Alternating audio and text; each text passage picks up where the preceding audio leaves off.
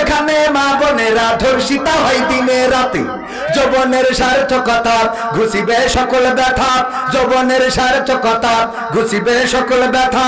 পারো যদি বলি দিতে মানুষ রূপী পশুটাকে, পারো যদি বলি দিতে মানুষ রূপী পশুটাকে, কি হবে বেঁচে থেকে অযথা বিদ্যা শিখে যদি না গড়তে পারি শোষণবিহীন সমাজটাকে, কি হবে বেঁচে থেকে, কি হবে লেখালেখি কলমবাজির ওই মহড়া, সমাজের আসল চিত্র যদি না যাই তুলে ধরা, কি হবে টিভি চ্যানেল সাংবাদিকের এই ক্যামেরা, সমাজের আসল চিত্র যদি না যাই ভিডিও করা, যদি ওই ঘুষের বলে কলমটা উল্টো চলে, যদি ওই হ্যালো কলে ক্যামেরা উল্টো বলে, তবে কি যাবে রোখা দুর্নীতিকে, যাবে তবে কি যাবে রোখা দুর্নীতিকে, কি হবে বেঁচে থেকে অযথা বিদ্যা শিখে যদি না গড়তে পারি শোষণবিহীন সমাজটাকে, কি হবে বেঁচে থেকে, কি হবে নামাজ রোজা ইমানদারির বড়াই করে কোরআনের কর্মীগুলো থাকে যদি কারাগারে,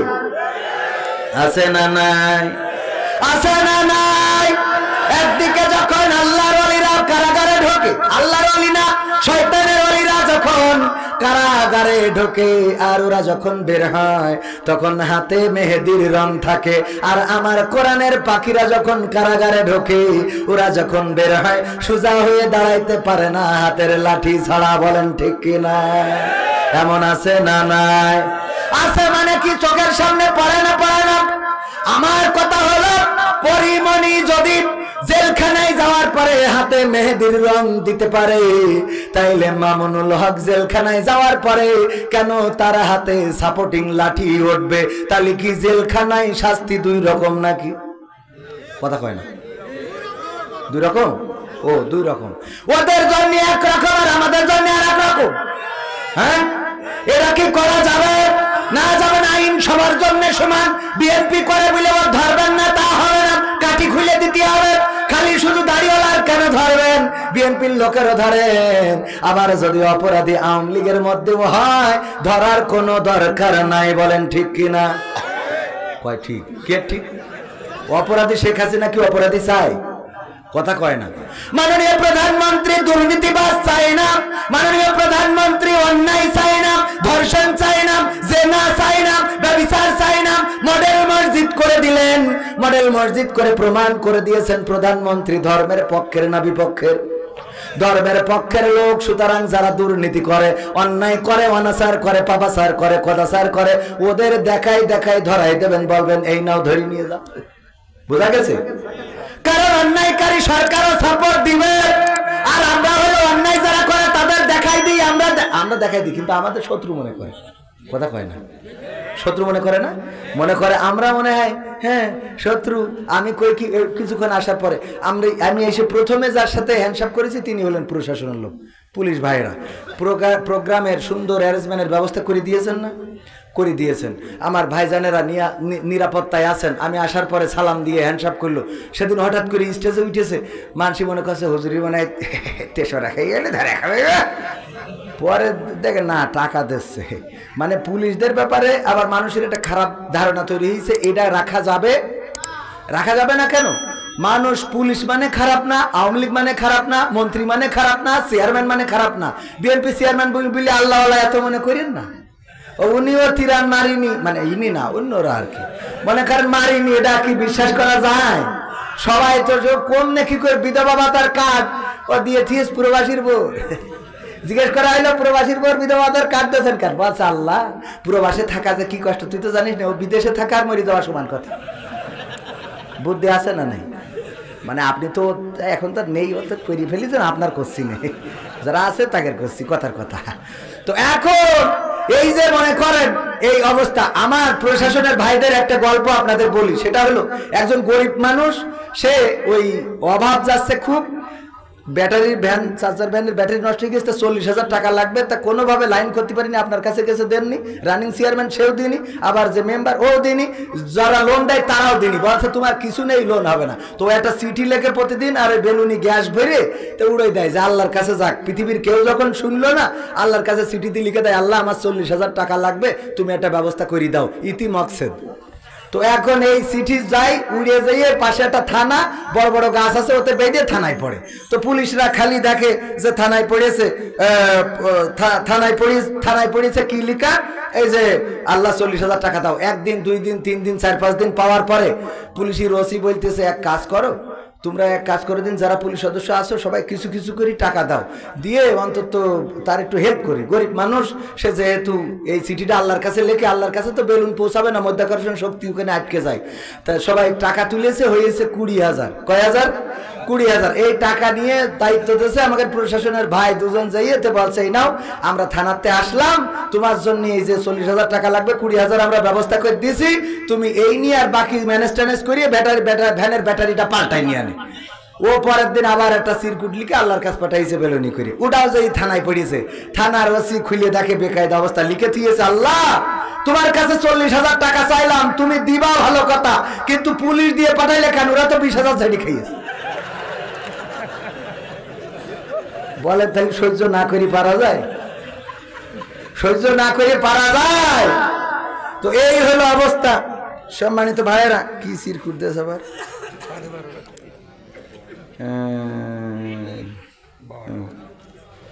ঠিক আছে। তো এখন কথা কোন দিকে বলবো? একদিক বললে আর একদিকে চলে যায়, আর একদিক বললে আর একদিকে চলে যায়। কিছু কথা না বললেও তো হয়, কিছু কথা বলার দরকার আছে না নাই? কথা না বলার কারণেই তো আজকে বেকায়দা অবস্থা। আমরা না বলতে বলতে, চুপ থাকতে থাকতে আমাদের মাথার উপর দিয়ে বুলডোজার চলে যাচ্ছে, যাচ্ছে না? যাচ্ছে না? এখন মুসলমানরা এত অলস হয়ে গেছে, কথা না বলার কারণে যা ইচ্ছা তাই করছে, যা ইচ্ছা তাই বাংলার জমিনে করে যাবে না। এটা ওলিয়াদের জমিন, এটা বখতিয়ারের জমিন, শাহজালালের জমিন, শাহবাজপুরের জমিন, সুতরাং এই জমিনে যা ইচ্ছা তাই করতে পারবে না। বলেন ঠিক কিনা? সেই মুসলমান কি আছে?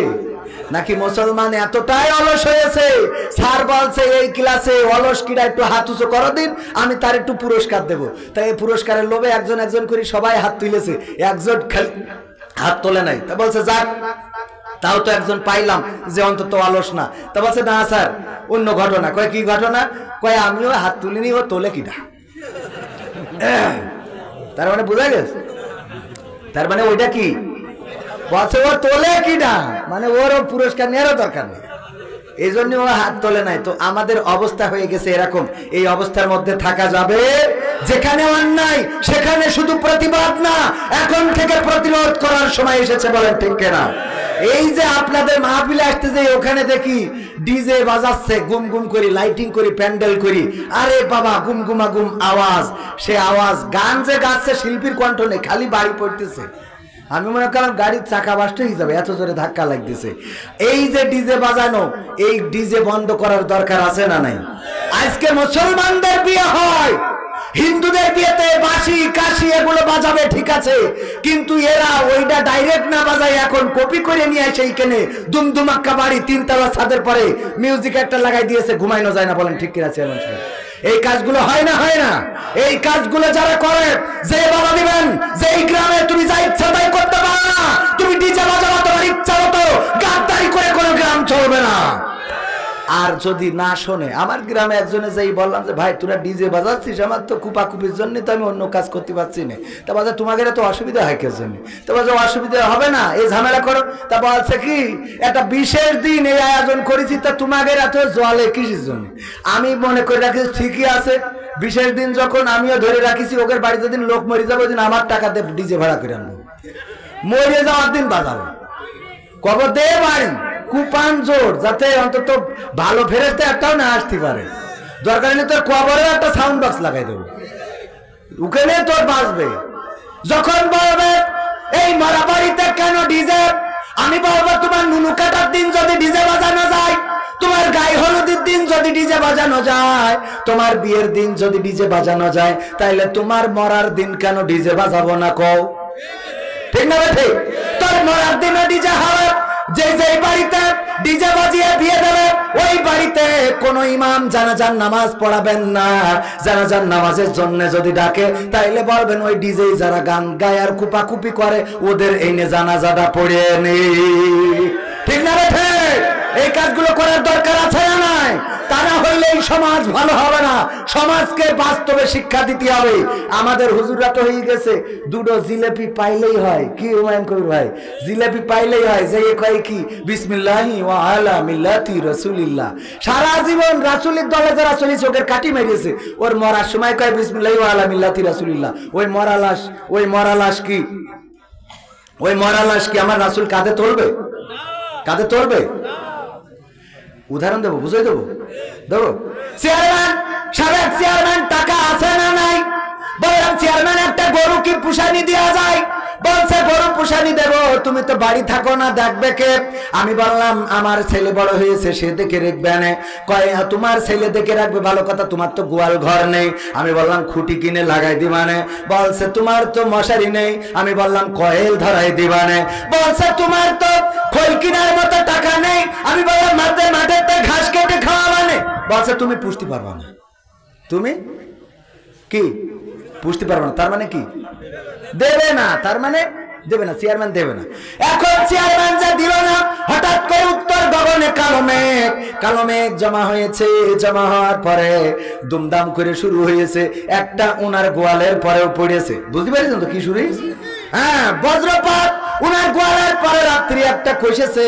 সকালবেলা ডাক দিচ্ছে, কবির বিন সামাদ, এদিকে এসো। আমি বলছি আমার ডাকছেন? বল তুমি ছাড়া আবার কবির বিন সামাদ কিটা? এ নেছো, গরু নিতে চাইলে নিবা নাই? তা আমি বলছি দিল্লি তো ভালোই হয়, আমার বাচ্চা দুধ পায় না ভালো, এটা গায়ে গরু হলে ভালোই হয়। তো বলছে তাহলে এক কাজ করো, লোকজন ডেকে নিয়ে আসো, নিয়ে যাও। তাই বলছি লোকজন টাকা লাগবে কেন? আপনি বিএনপি চেয়ারম্যান, আমি তো আবার ওই একই কাছাকাছি লোক, অসুবিধায় মিলমিশ করে নিবা না। একটা বাছুর হলে আপনার, একটা হলে আমার। তা বলছে একা পারবা না। বলছে এটা গায়ে গরুর সাথে পারবো না। আপনি কি বলে করেন? এত দুর্বল এখনো হয়নি। তা বলছে কি যে তো দেখো যে এই পারো কিনা। গইলি যেই দেখি চার হাত পা সব এক দেখি। তা আমি নাকে হাত দিলাম, দেখি ফুসফুসির কোনো আপ ডাউন নেই। পরে লেজের দিকে তাকায় দেখি ও নেটওয়ার্ক পাচ্ছে না, মানে মশা মাছি বসছে, তা তাড়াচ্ছে না। ও তো দেখতে পায় না, ওর টাওয়ার পায়, পারলে একটা বাড়ি মারে, তো এটাও মারছে না। তা আমি আস্তে করে এসে চেয়ারম্যানে বলছে, চেয়ারম্যান গরু কি মরিয়ে গেছ নাই? তা বলছে মরি গ্যাস বুঝলেই তো তোমার ডাকছি, কটা লোকজন ডেকে নিয়ে আসো, পা বেঁধেতে পা ঢুকে একটু ফেলাই দিয়ে আসতে হবে। তাই বলছে আপনি আমার ফাঁসি দেন, আপনি জেলে ঢুকান, ফাঁসি দেন, আমার দেশ থেকে তাড়ায় বিদেশে পাঠাই দেন, তাও আমি আপনার ওই মরা গরু পাট করব না, পরিষ্কার করব না। কারণ আমি জানতে থাকতে চাইলাম কত অজুহাত, আমার গোয়াল নেই, মশারি নেই, কয়েল নেই, আমার খাবার নেই, খোল নেই, ভুসি নেই, ঘাস নেই, কত কি বললেন। আবার এখন যেই মারা গেছে সেই বলেন কবির বিন সামাদ আসো, আসো গো আমার গরু ফেলাতি হবে রে। আমি যেমন ওই গরু ফেলাবো না, আপনারা কেউ ফেলাবেন নাকি? ফেলাবেন নাকি? তেমনি ভাবে যে আল্লাহর বান্দাকে বললাম, 5 বার করে ডাকলাম, আসেন নামাজের দিকে, হাইয়া আলাস সালাহ, নামাজের দিকে আসো, হাইয়া আলাল ফালাহ, আসো কল্যাণের দিকে। না কোনোদিনও মসজিদে ঢুকাতে পারলাম না। আসসালাতু খায়রুম মিনান নাওম, ঘুম থেকে নামাজ উত্তম। আরো কম্বলটা আরো কায়দা করে টেনে নিলে, এত কিছু করলো। ওর যখন ছেলে হলো বললাম ছেলেটা একটু মাদ্রাসায় দেন। কয় মাদ্রাসায় পড়লে খাওয়ার অভাবে মরে যাবে। ওর বললাম মসজিদ মুখো দেন, নামাজে পাঠান। কয় ওর সামনে পরীক্ষা রয়েছে। যখন রোজার মাস শুরু হলো বললাম রোজা রাখান। কয় ও রোজা রাখলে মরে যাবে, কারণ ওর না খেয়ে থাকা অভ্যাস নেই, ও পানির পিপাসায় হার্ট স্ট্রোক করবে। যখন বললাম দাড়িটা রাখতে বলেন, কয় দাড়ি রাখলে চুলকায়। কথা কয় না, দাড়ি রাখলে চুলকায়। শুধু তাই না, বরং যারা দাড়ি রেখেছে, টুপি পরে, ওদেরকে কাঠি করে বিভিন্ন ভাবে হেনস্থা করা হলো। কাউকে বিদেশে পাঠানো হলো, কাউকে জেলখানায় ঢুকানো হলো, কাউকে ফাঁসির কাস্টে ঝুলানো হলো, কাউকে দেয়া হলো। ওগো আমার ভাইরা, এত কিছু করার পরে এইবারে যখন মরে যায় তখন হুজুরা শুরি, ঠিক না? হুজুর এসব পরিষ্কার করতে হবে, জানাজা পড়াতে হবে। আমি বলি তুই পড়া। কয় আমি পড়াবো কি, আমি তো পড়তেও পারিনি। পড়াই না তো দূর কথা, নিজেই তো পড়তে পারিনি। কেন বলছে একবার জানাজা পড়তে যাইয়ে দ্বিতীয় তাকবীরে আমি রুকুতে চলে গেলাম, কারণ ও তো জানে না যে এর রুকু নেই। ঠিক না? ওঠে আছে না নাই? তবে আপনাদের কালীগঞ্জে নাই, এখানেও আছে, এখানেও আছে। আছে ও আমার ভাইয়েরা আছে, মানে কি সব জায়গায়, কালীগঞ্জ তো বেশি দূরে না, সব জায়গায় আছে। তবে এখনকার ইমামরাও চালাক, যে যদি দেখে এ ভারত মার্কা লোক তাইলে বলে বিসমিল্লাহি ওয়া আলা মিল্লাতি নরেন্দ্র মোদি, যে আল্লাহর নামে তোর নরেন্দ্র মোদির দলে তুলে দিয়ে গেলাম, ওজা পারে করবে না। আর যদি দেখে পিটার হাসের লোক তাইলে বলে বিসমিল্লাহি ওয়া আলা মিল্লাতি বাইডেন। কি বোঝা গেছে? কি হবে বেঁচে থেকে, কি হবে যুবক নামের বোঝা হয়ে এই ধরাতে, যেখানে মা বোনেরা ধর্ষিতা হয় দিনে রাতে। কি হবে যুবক নামের বোঝা হয়ে এই দেশেতে, যেখানে মা বোনেরা ধর্ষিতা হয় দিনে রাতে। যৌবনের সার্থকতা ঘুচিবে সকল ব্যথা, যৌবনের সার্থকতা ঘুচিবে সকল ব্যথা। পারো যদি বলি দিতে মানুষরূপী পশুটাকে, পারো যদি বলি দিতে মানুষরূপী পশুটাকে। কি হবে বেঁচে থেকে অযথা বিদ্যা শিখে, যদি না গড়তে পারি শোষণবিহীন সমাজটাকে।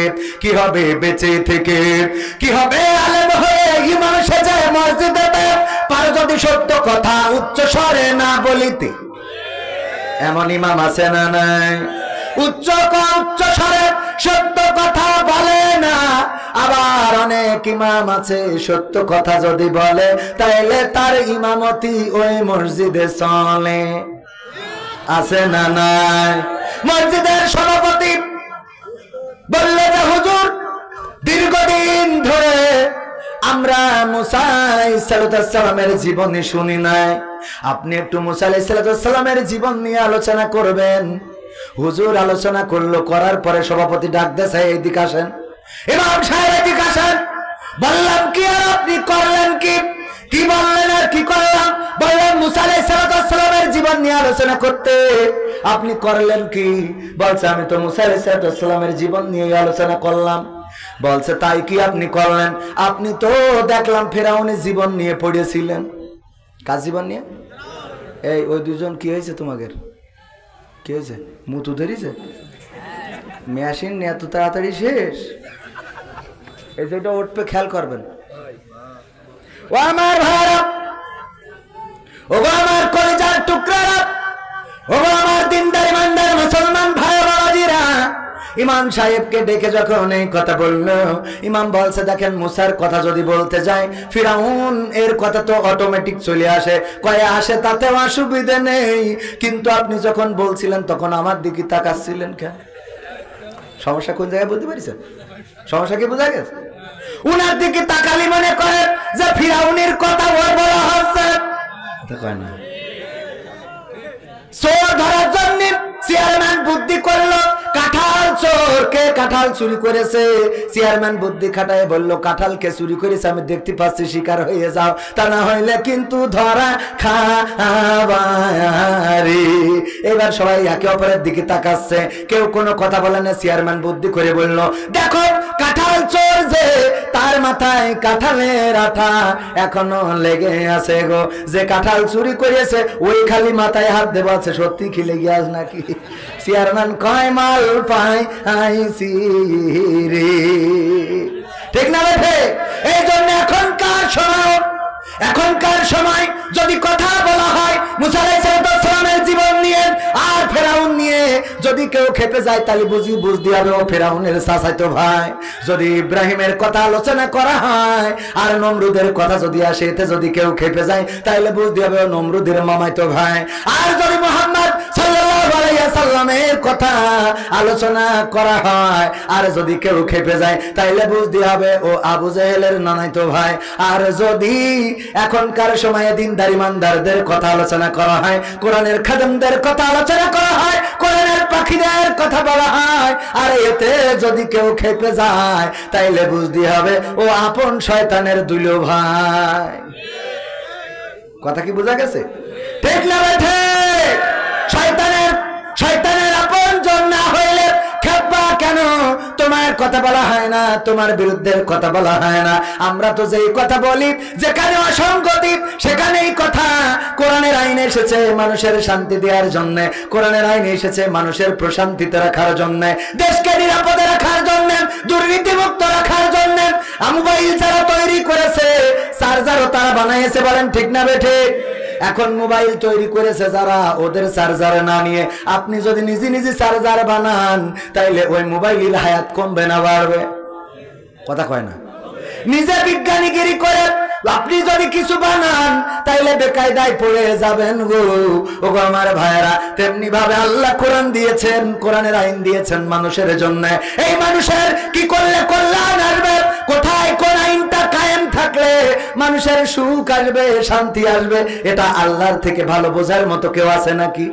না, কেউ নাই। ওগো আমার ভাইরা, সেই কোরআন বাদ দিয়ে থুয়ে নিজে মেকানিক গিরি করে সংবিধান বানাই নিছাও, আইন বানাই নিছাও। এই জন্যই তো চার্জ তাড়াতাড়ি শেষ হয়ে যায় রে।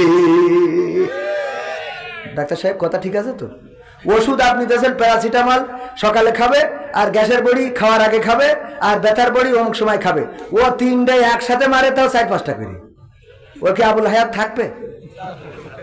ওর খেলা ফাইনাল, আগেই চলে যেতে হবে, ঠিক না বেঠে? ওর আগেই চলে যাওয়া লাগবে, কারণ ডাক্তার কইছে যেভাবে খাতি, ও নিজে বুদ্ধি করি ডাক্তার দেশে 5 দিনই 3 ডোজ করে খাবে, 3-5-15 ডোজ। ও একদিনই 15 ডোজ মেরি বসে আছে, ওর কি পাওয়া যাবে? তো আল্লাহ দেশে কোরআনের আইন মানুষের জন্য, মানুষের সুখ শান্তির জন্য। আপনি এ বাদ দিয়ে নিজেরা ডোজ বানাই নিয়েতে মাইতেছেন, এই জন্যই তো গোটা বিশ্বের কোথাও আজকে শান্তি। সমাধান খুঁজে খুঁজে ক্লান্ত হয়েছো যারা, সমাধান যদি পেতে চাও সব পথ গিয়ে ভুলে কোরআন দেখো খুলে, সমাধান যদি নিতে চাও।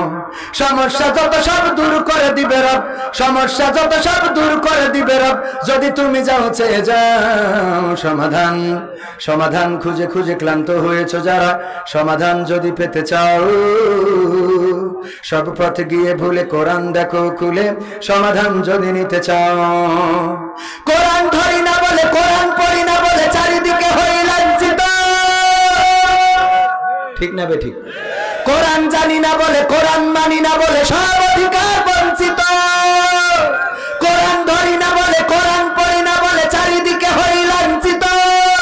কোরআন জানি না বলে, কোরআন মানি না বলে সব অধিকার বঞ্চিত।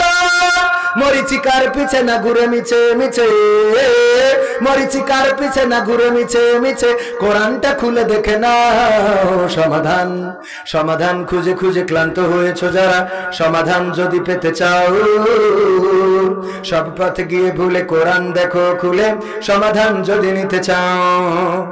কোরআনে খুঁজে পাবে সংসার নীতি, আর কি হবে রাষ্ট্রের নীতি। কোরআনের আইন চললে দেশে দূর হবে সব দুর্নীতি, ঠিক না বেঠে? কোরআনে খুঁজে পাবে সংসার নীতি, আর কি হবে রাষ্ট্রের নীতি। কোরআনের আইন চললে দেশে দূর হবে সব দুর্নীতি।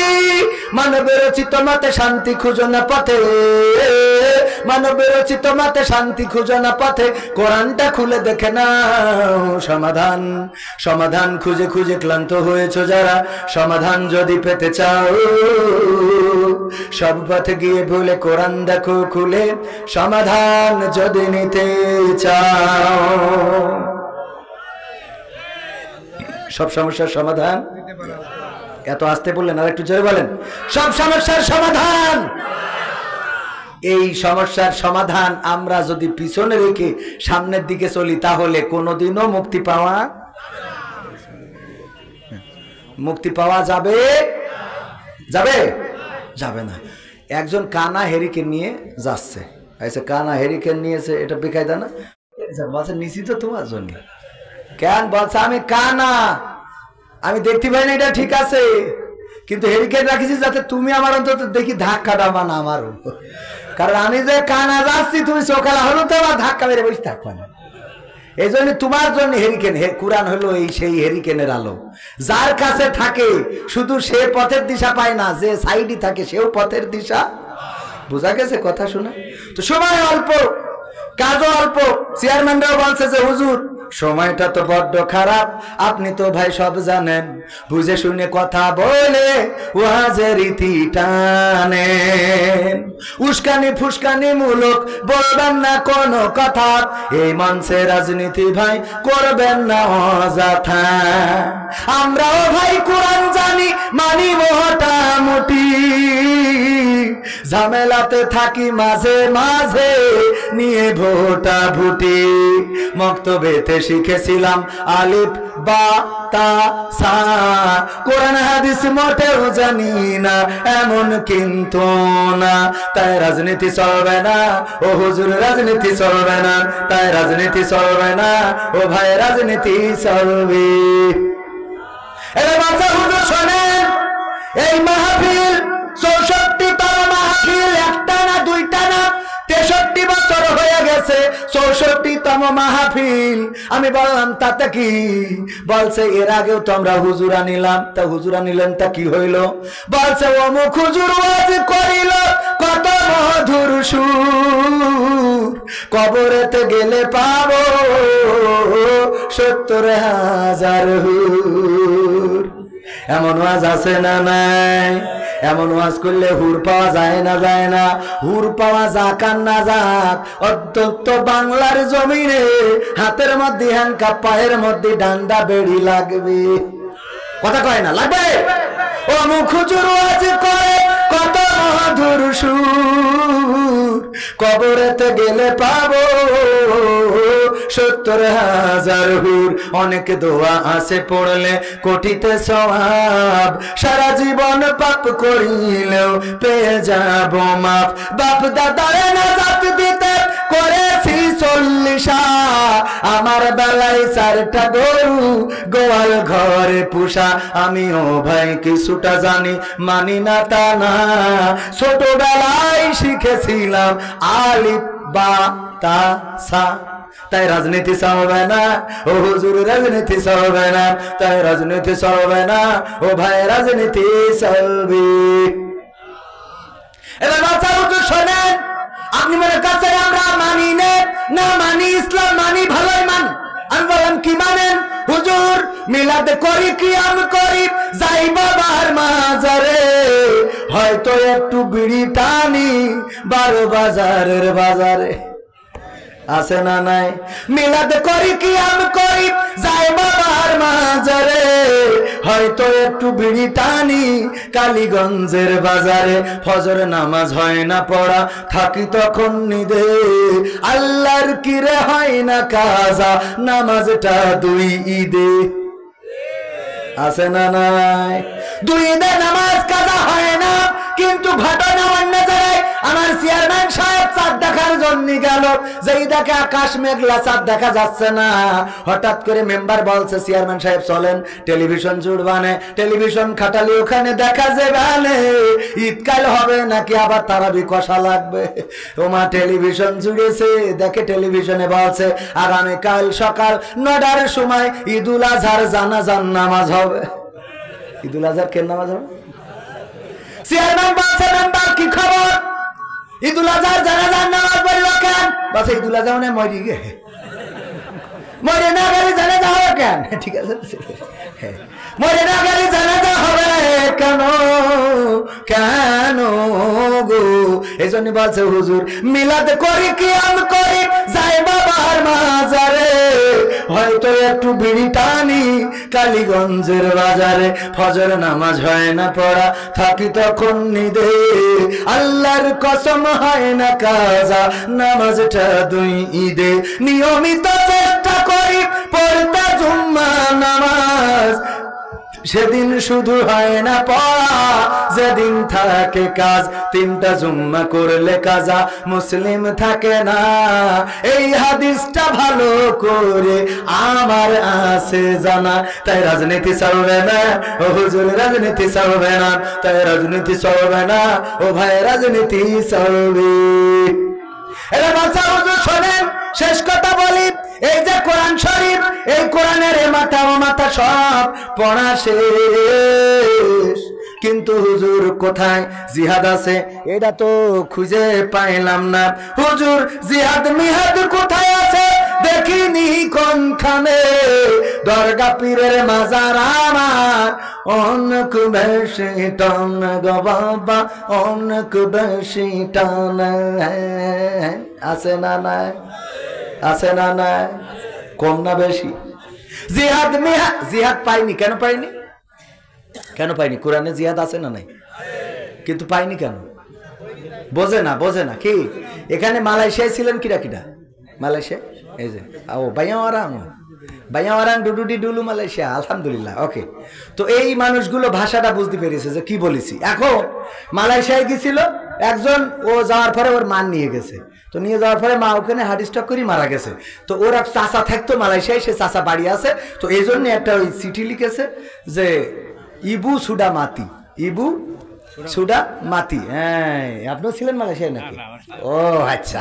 তো ইবু সুডা মাতি মানে মা মরে গেছে এইটা চিঠি লিখে পাঠাই দিয়েছে এই জন্যই যে যদি ডাইরেক্ট লিখে দেয় যে মা মালয়েশিয়ায় এসে মরে গেছে তাহলে ও স্টক করতে পারে মার শোকে তো এই ভাষাটা বুঝবে না ও নিয়ে যাবে যে মালয়েশিয়ায় ছিল চাচা তার কাছে যে চাচা দেখো দিন কি লিখে দেস তো চাচা তখন পড়িয়ে বুঝে বলবে দেখ পৃথিবীতে তো কেউ চিরদিন থাকে না তো এই জন্যে আসলে আমাদের সবাই চলে যেতে হবে তোর যেতে হবে আমাদের আল্লাহ হায়াত কার কখন কি তোর মা মালয়েশিয়ায় গেছে মনে হয় একটু বেকায়দা হয়েছে এখনো ধুক করতেছে হয়তো মরেও জাতি পারে তা মন খারাপ করিস না খানিক পরে আস্তে করি কয় মরে গেছে তাই না হঠাৎ করে বললি ঠাস করিস আবার স্টক করতে পারে তো এই জন্য ইবু সুডা মাতি এটা লিখে দেস ও কারুর কাছে না যাইয়ে ও মাঠে যাইয়ে তো ওইটা দিয়ে গান বানাইছে গান গাছে ইবু সুডা মাতি ইবু সুডা মাতি সুর করে তো গান গাচ্ছে পরে ওই যখন মালয়েশিয়ায় ছিল এরকম আরেকজন ও শুনেছে ও শুনে তো বুঝতে পেরেছে ইবু সুডা মাতি গান গাচ্ছে গান